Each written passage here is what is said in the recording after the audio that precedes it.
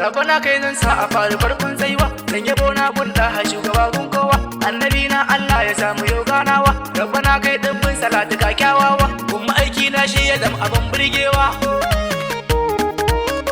Ali da sahabu ka sa su ba warewa, sai ya dama fatuha batulu mai kyan tsaiwa, shi hana tijjani ka sa shi mai yawa kowa, kundubul makatum shehu kara karan nutsuwa, shi hana barhama in ya saka zama nawa. Rabbana ka saka har fito hiji kan nana, mai gidana abban imamu ne maulana, shi yake mun madadi a dukkanin ruhina, rabu barna ana su in zamo mai murna, auliya wallahi su bani sirrin kauna. Salamu alaika abin yabo gurin Allahu, shugaba ne kai gun mala'ikun Allahu, mai gida ne gun anbiya da fasihu, annabi na Muhammadu da hasirin lahu, ni kamar na naka inda da faman gihu.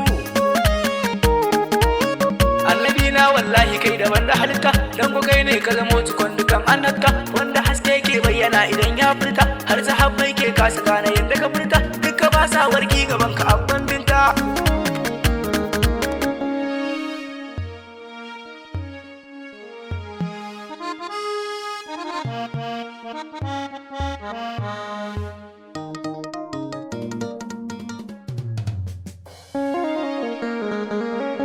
Sahabban Muhammadu ba su kyayar kowa, sun rike sandar shugaba uban kyawawa, Mustapha Ahmad karkabar da in yi dagawa, karkabar da kaina abin kira gun kowa, dan batola muku tare ni kaman kardawa.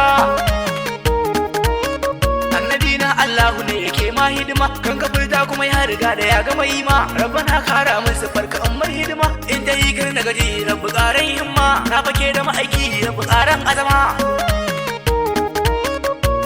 Kai ne mai isa a ranar tsaiwa, kai ka zamto madadin mu na faɗa mai kowa, na fage da ma'aiki rabu ƙarar nutsuwa, in yabe shi a raina ilahu na mai kowa, sanar riske abin nan da babu mai ganewa. Ya ilahi Allah ka yafa duk laifina, dan masoyin ka fasi kuɗa hasken raina, ni da na yi kasira gurin ka ya maulana, ni abu